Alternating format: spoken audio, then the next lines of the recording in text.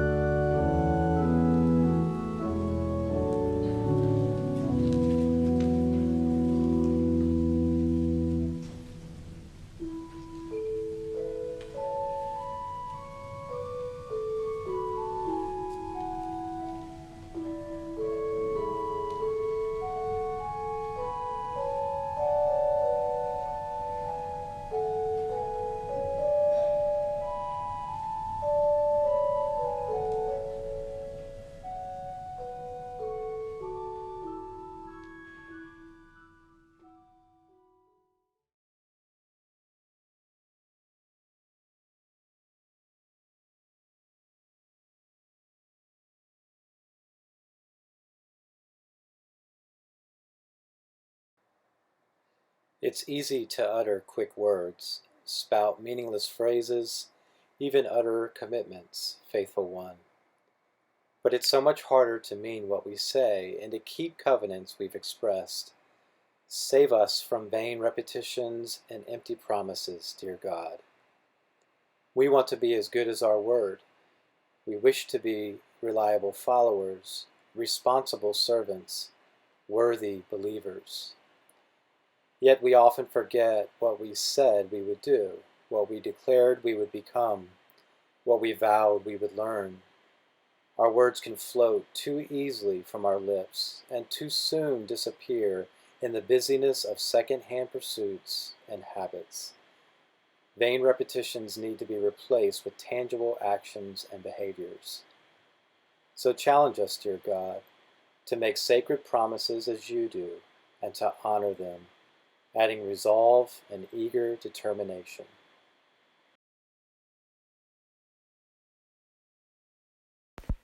A prayer of thanksgiving. Thank you, God, for speaking us into the world and for allowing us to remain, even when we mar the pages of your beauty. The Proof by Richard Wilbur. Shall I love God for causing me to be? I was mere utterance. Shall these words love me? Yet, when I caused his work to jar and stammer, and one free subject loosened all his grammar, I love him that he did not, in a rage, once and forever, rule me off the page, but thinking I might come to please him yet, crossed out delete, and wrote his patient stet.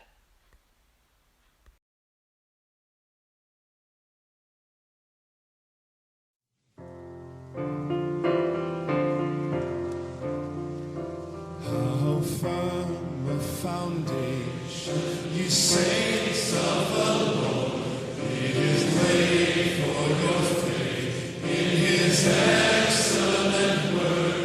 What more can we say than to you we have said, to you who for refuge to Jesus have fled? Fear not. Fear not, I am with thee, oh, be not dismayed, for I am thy God, and will still give thee aid. I'll strengthen you, help me, and cause you to stand, upheld by my righteous, omnipotent hand.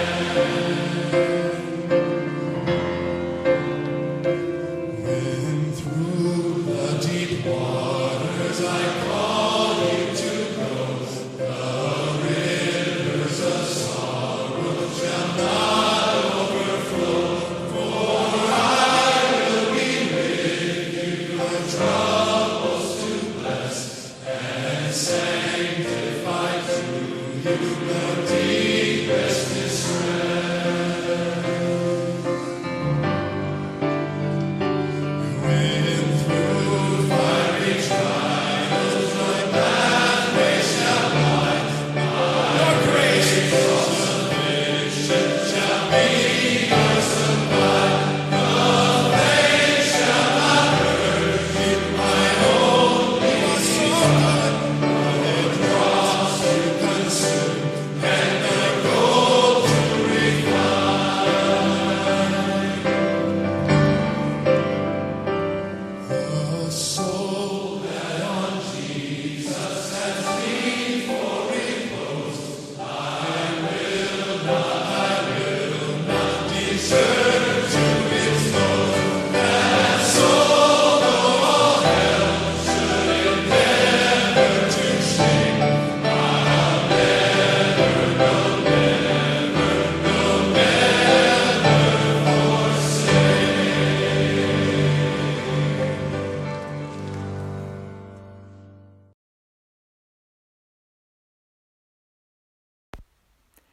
A prayer for the world. Like the biblical Eve, we interpret the voices we hear in our world, make choices, act, eat our mistakes, and continue the arduous journey, hopefully with humor and a humble spirit. We pray that strength, wisdom, and inspiration will guide our world's Eves. A Prayer for Eve by Kathleen Norris. Mother of fictions and of irony, help us to laugh. Mother of science and the critical method, keep us humble. Muse of listeners, hope of interpreters, inspire us to act. Bless our metaphors that we might eat them. Help us to know, Eve, the one thing we must do. Come with us, Muse of exile, Mother of the road.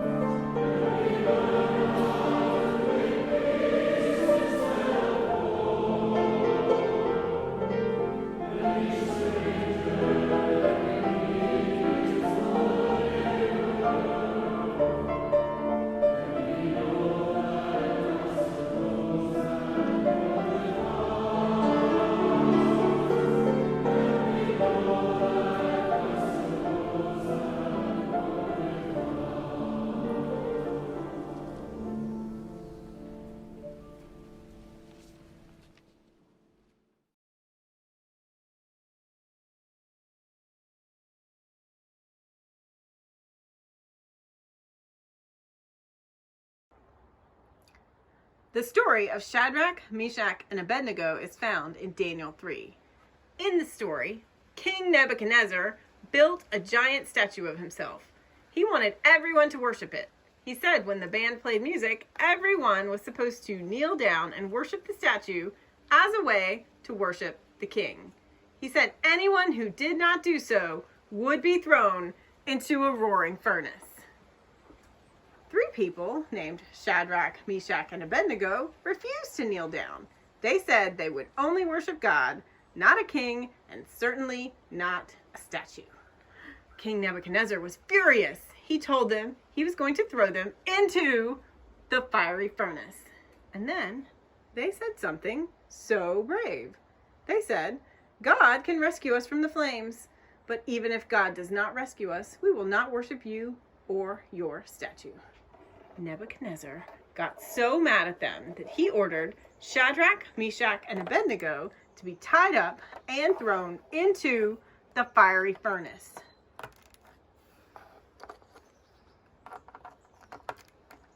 Some of the people who threw them in got burned themselves. That's how hot the fire was. Suddenly, Nebuchadnezzar stood up. Instead of 3 people in the furnace, there were 4. He yelled for everyone to come out, and when they came out, nothing on their bodies or on their clothes was burned. They didn't even smell like fire. Nebuchadnezzar said an angel must have saved them. He was so impressed that he praised God and said that Shadrach, Meshach, and Abednego were free to worship God, and he even gave them better jobs. The Evolve word for this Sunday is no. Maybe not the brightest choice when we're asking everyone to fill out your talent and interest survey for 2021. And please do so, by the way. We're considering Daniel 3, the story of Shadrach, Meshach, and Abednego. Yet another fantastic text not found in the Common Lectionary. Honestly, you have to wonder what those lectionary framers were smoking in the late 70s. Let's talk about the biblical text first and last, and sandwiched in between, I want to consider some of the psychology of saying no. I can remember a wag in my growing up youth group calling this story, My Shack, Your Shack, and to Bed We Go, proving that there is no holy story that a Baptist youth can't make into a silly sexual reference. But many of you may be more familiar with this passage from the VeggieTales version of Rack, Shack, and Benny, in which the king, who is either a giant cucumber or a huge pickle, tries to get everyone to worship a giant chocolate bunny. As you might suspect, the real story is more visceral. King Nebuchadnezzar, king of Babylon, was a real horror. The ingenuities of his torture chamber made those of Vlad the Impaler look like parlor games. When King Zedekiah of Israel rebelled against him, for instance, he had his eyes put out, which anyone could have thought of, but the master touch was that just before this was done, he had Zedekiah's sons killed right before him in some appropriately loathsome way, so that in his blindness he'd have that last sight to live with for the rest of his days. Enter the famous trio of Shadrach, Meshach, and Abednego. They were all 3 employees of the Babylonian civil service, but as Jews, they believed there was one God only, and his name was Yahweh. Therefore, when Nebuchadnezzar had a 90-foot idol made out of 24-karat gold and commanded everyone to grovel at its feet or else, Shadrach, Meshach, and Abednego tried to get themselves registered as conscientious objectors. Nebuchadnezzar lost no time in ordering them to be thrown into a flaming, fiery furnace prepared especially for this occasion. He ordered the furnace to be heated to 7 times its normal temperature, had the 3 trussed up in their long black overcoats, galoshes, and derby hats, and then took his seat in the front row center. The fire was so hot that the men who tossed them in were burnt to a crisp in the process. This wasn't supposed to be part of the act, and neither was what happened next. First of all, Nebuchadnezzar could see that there were 4 men in the furnace instead of 3, and that the 4th was an angel. Secondly, they were all obviously fireproof. Nebuchadnezzar was so undone that he called to them to come out, and when they emerged with not even their earlocks singed, he pardoned them on the spot and remarked that Yahweh was clearly a God that you didn't fool around with. He then took it a step further by issuing a new command to the effect that from that day forward, anyone caught treating Yahweh with anything but the highest respect was to be torn limb from limb and to have his house burned down, in that order. Yahweh was presumably pleased by the sudden conversion of Nebuchadnezzar, but Yahweh may have had the good sense that there were still a few rough edges that needed to be taken care of before the job was done. This week I read the words of Dr. William Barber, president of Repairers of the Breach and co-chair of the Poor People's Campaign, from a sermon he delivered at Howard University. He preached at our church at College Park once, and we know him from the Moral Monday movement here in North Carolina. His text was from Daniel 3, where Nebuchadnezzar, a narcissistic maniac, insists that everyone bow down to him. And Shadrach, Meshach, and Abednego, 3 young Hebrew men, were asked to bow. As Barber put it, they were asked to forget their heritage, forget their legacy, forget their journey, forget their God, forget their rights, and bow down. And they wouldn't.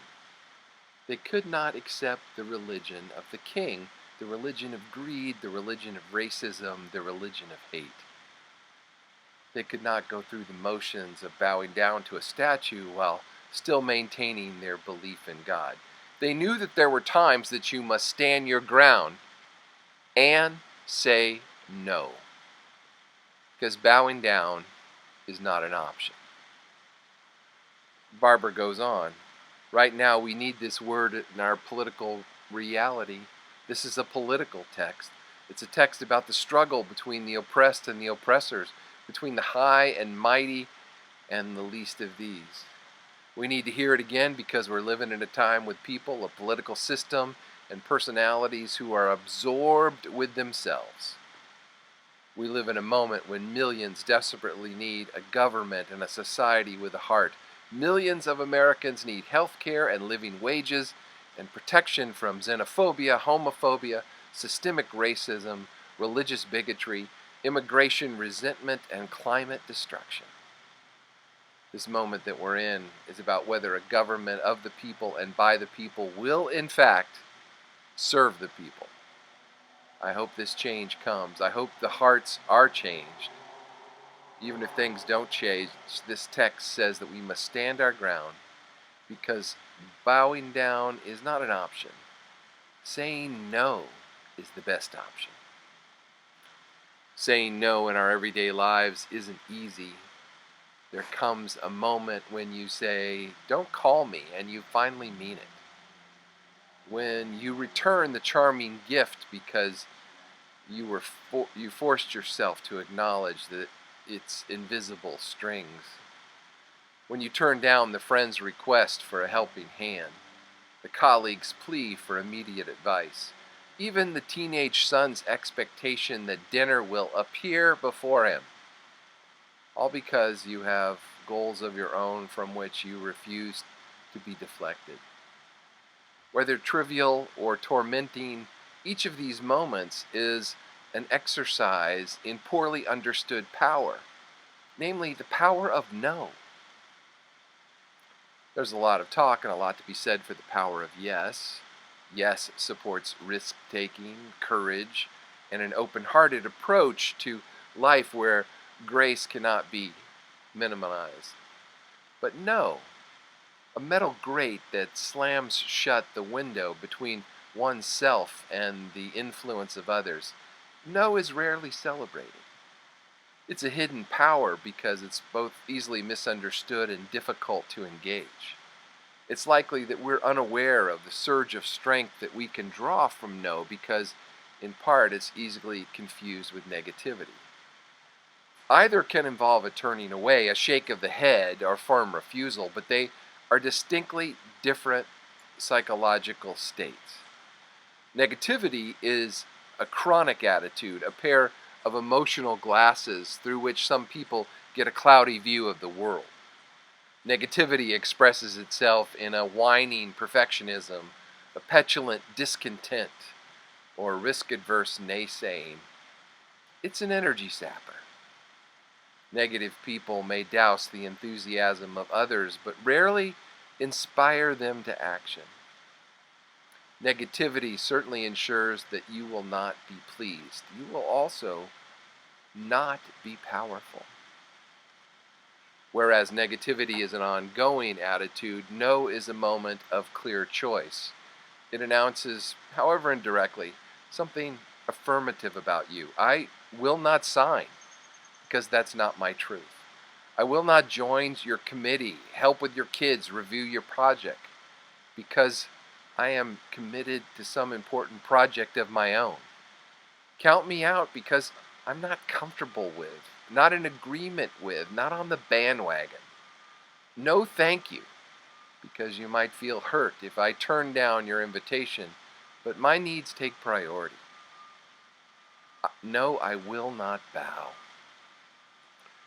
The no is an affirmation of self implicitly acknowledging personal responsibility.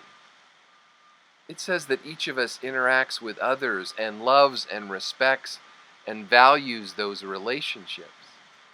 We do not and cannot allow ourselves to be influenced by all of them. The strength that we draw from saying no is that it underscores this hard truth of maturity. The buck stops here with me. No is both the tool and the barrier by which we establish and maintain the distinct perimeter of the self. This is who I am. This is what I value. This is what I will and will not do. This is how the self acts. We love others. We give to others. We cooperate with others and please others. But we are always, at our core, separate and distinct selves. We need no to carve and support that space. No recognizes that we are agents of our own limits. For most of us, this self-in-charge and wholly responsible self is powerful, lonely, and an adult awareness. We approach it in 2 steps forward and 1 step retreat. Sometimes giving in to someone we love or to a bully, to our own urges for another drink or an unnecessary purchase. The closer we get to maintaining the barricade of self-set limits, the stronger we are. That requires the strength of no. No has 2 faces. The one we turn towards ourselves and the one that creates boundaries between ourself and others. The struggle to strengthen our internal no, the one we address to our own self-destructive impulses, is the struggle with which we are most familiar. The no controls our vent of rage on the road and our urge for a cigarette. We call that no self-discipline. The no that we direct towards ourselves comes from an internal self-governor whose job it is to maintain urges and maintain our priorities with an iron fist of reason. All of our lives we may work on refining that self-governor, tweaking it, building it up, shoring it up. The huge rewards of our governor's developing ability to say no, not too rigidly, but often enough and wisely too. The rewards are productivity and peace of mind. The power of no is that payoff. The no that we say to others often evolves through life, beginning with the primitive no's of our childhood. Anyone who has ever tried to pull a 2-year-old into a car seat has some real-life evidence. As the 2-year-old begins to differentiate himself, his wishes, his will from those of his mom, he hurtles one loud, endless cry. No! No, I won't put on these socks. No, I won't eat those peas. No, I won't leave the park. That primordial and powerful no is the original assertion of the self against the others. For the rest of our days, we are challenged to find the proper and effective way to draw that line. How much no is too much, especially for a Christian? Who turns down a needy friend to tend one's own garden? Where is the line between the self-actualized and the selfish? Who refuses to lend support to the modest efforts of a group of friends? What is the boundary between important principles and stubborn oppositionalism? As a general guideline, 5 situations benefit from our increasing strength to say no. First, when it keeps you true to your principles and values. It's a beautiful thing, emotionally, spiritually, and even professionally, to be generous and supportive. But the sociologists Mayer, Davis, and Schulman point out in their classic studies of organization that integrity is essential as benevolence in establishing any personal trust. This is a requirement for effectiveness. Jack, for example, has always cherished his role as the go-to guy for his buddies. Jack has your back has been his proud mantra since high school. So when a close married friend began an affair, Jack maintained a discreet silence. However, when that close friend asked Jack for the loan of his vacation home as a convenient site for the clandestine relationship, Jack wrestled with his conscience. He wanted to continue to be seen as a great guy, but he found himself uncomfortable being part of a deception, however secondhand. In the end, he said just that, and he turned his friend down. Jack's no dinged the friendship a bit and violated an unspoken male code, not a very Christian one, at least among Jack's peers. Still, if being liked by others is often a byproduct of saying yes, liking yourself sometimes comes only from saying no. Saying no is good, secondly, when it protects yourself from cheerful exploitation by others. It's remarkable how much some people will ask of you, even demand from you, things for which you yourself would never dream of asking. Protect yourself from the many who may feel entitled to ask by being strong enough to say a firm, clear, calm no. Take a classic school and office scenario. A popular, happy, slacker colleague asks again to borrow his worker bee teammate's careful notes. Mr. Worker Bee resents being used, but he can't think of a good reason to refuse. So he acquiesces. Gets asked again, resents more, can't think of a reason to say no, so he gives in. And the cycle goes on. Finally, paying attention to his own feelings of being taken advantage of, instead of focusing on finding a reason acceptable to the cheerful exploiter, Worker Bee turns Mr. Popular down. Scraping up his backbone, Mr. Worker Bee simply says, "No, I'm not comfortable with that." His no earns a chilly reception in the company cafeteria for a week or two. It isn't a pleasant time, but it passes. And in its wake, Mr. Worker Bee finds a new safety. No is a necessary life shield against the charming users who sniff out softies. So nice people can say no. A third healthy no situation when it keeps you focused on your own goals. When her boss criticized her for the second time as a chatty Cathy whose work was late because she wasted too much time talking, Amy felt hurt and unfairly evaluated. Was it her fault that people loved to stop by her cubicle? How was she supposed to turn away Marcia, whose aging mother presented so many problems, or Jim, who wanted her thoughts on the best way to proceed with their clients? Her colleagues needed support. Cutting them short would hurt their feelings and her relationships. Amy clearly needs the power of no. Why? Because loving and being interested in them as she is, Amy is losing sight of her responsibilities, her own agenda. No is a necessary tool to keep your goals in mind. Frankly, meeting your own goals is what you're being paid for and will pay off. We all need no to do our jobs instead of somebody else's. Fourthly, saying no can protect you from abuse by others. Sadly, our most important relationships often invite our ugliest communications. It's in part because the people closest to us arouse our strongest emotions. And in part, it's because they are the people we fear losing the most. Fear can sap the strength we need to say no, just when we need that power most. Consider a mean adult daughter named Isabel as a case in point. Isabel would insist that she loves her mother, but she also finds her irritating, offering the grandchildren too many snacks, giving Isabel useless, anxiety-driven advice about health, bad weather, or spending.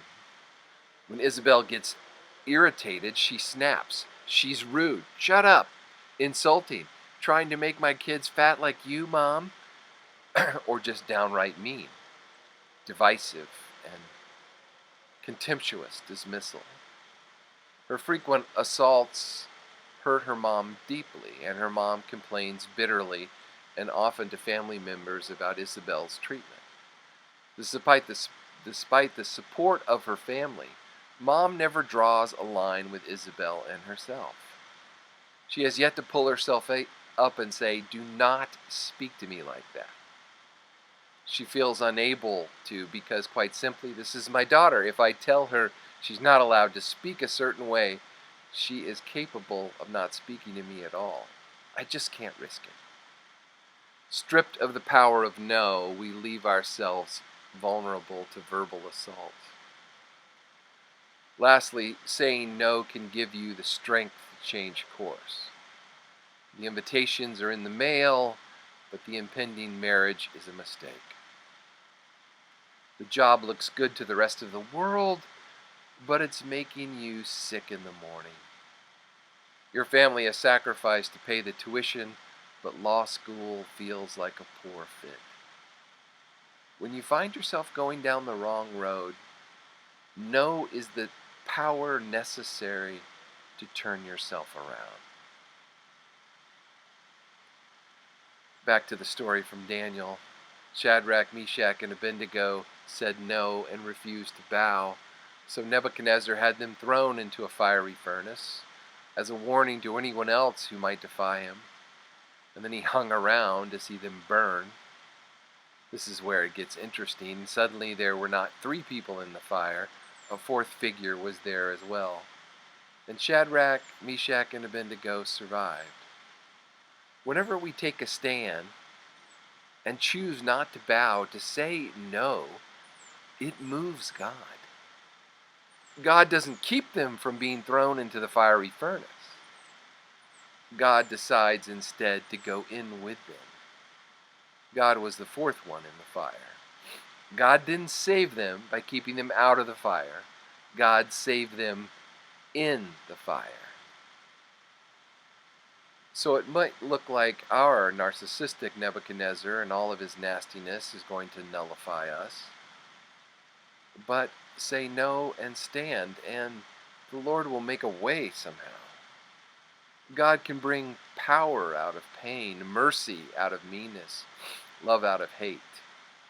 God can bring joy out of sorrow, good out of evil, hope out of despair. God can bring deliverance out of depression and life out of death. We're in some fiery times right now, but bowing down is not an option. It's time to say no. As William Barber has said, if Harriet Tubman didn't bow, if Medgar Evers didn't bow, if Frederick Douglass didn't bow, if Rosa Parks didn't bow, bowing down is not an option. They said no, we can too. These young men were given a choice. They could bow down to a pagan idol, or they could say no and be thrown into a fiery furnace. They courageously chose to face the furnace rather than disobey God's commandment. I love the way that the King James puts their answer to the king. Our God whom we serve is able to deliver us from the fiery furnace, and God will deliver us out of your hand.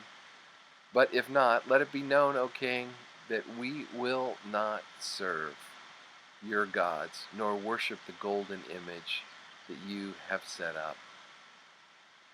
But if not, what a poignant phrase. I'm probably too old to get ink, but if I ever did get a tat, it would say this verse. But if not. Shadrach, Meshach, and Abednego were resolved to obey God, whether or not God chose to save them. They knew God wasn't obliged to save them. They said no, and they stood.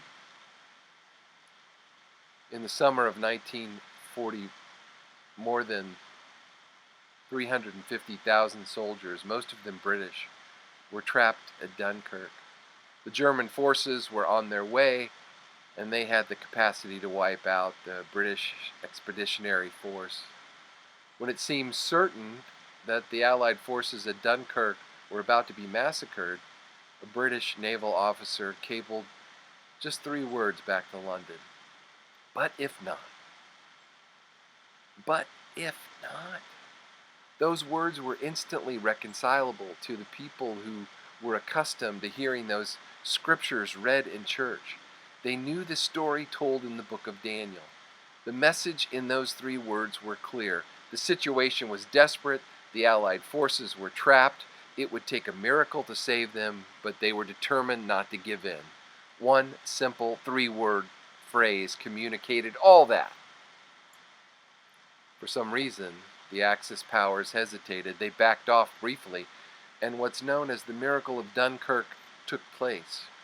British families and fishermen heard about the poignant telegraphed cry for help, and they answered. They answered with merchant marine boats, with pleasure cruisers, with even small fishing boats. And by a miracle, they evacuated more than 338,000 soldiers and took them to safety. We serve one who was born in the time of another narcissistic maniac named Caesar. They hung him high, they stretched him wide, but that brown-skinned Palestinian Jew, that revolutionary, didn't bow. And neither can we.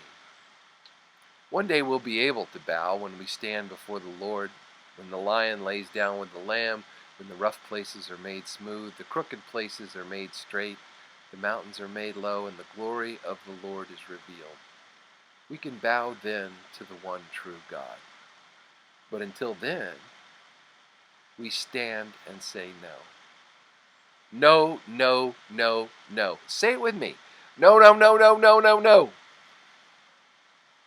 When there's nothing left to do, stand and say no. Watch the Lord see you through. And after you've done all that you can, stand and say no. Because bowing down is not an option. Amen.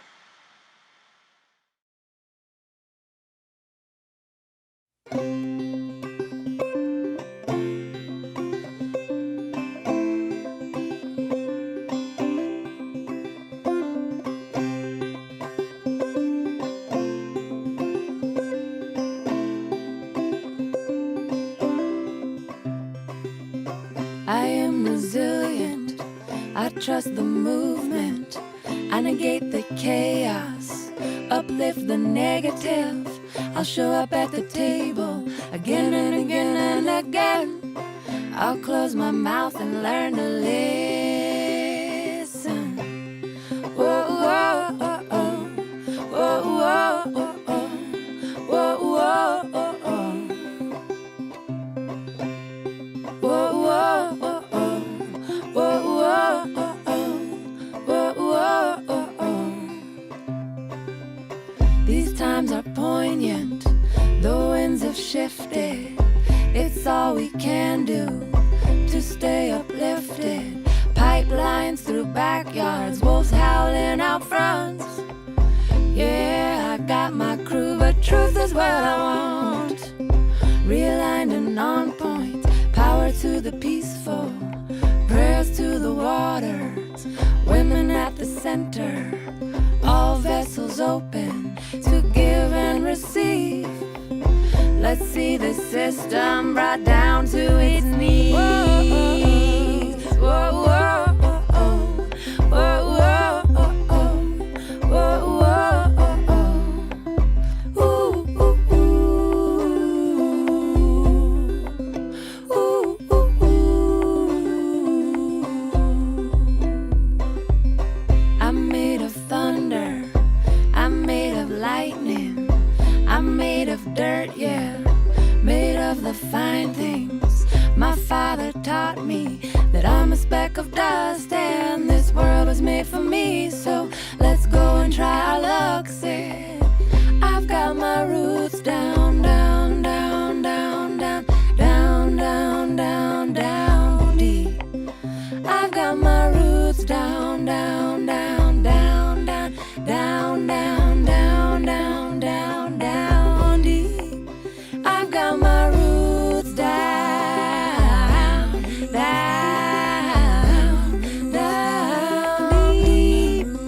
I've got my roots down, down, down deep. So what are we doing here? What has been done? What are you gonna do about it when the world comes undone? My voice feels tiny, and I'm sure so does yours. Put us all together, make a mighty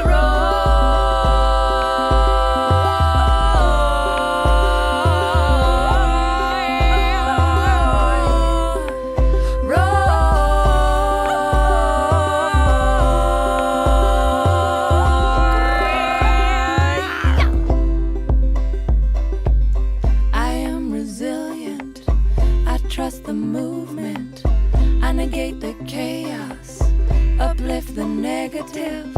I'll show up at the table again and again and again. I'll close my mouth and learn to listen.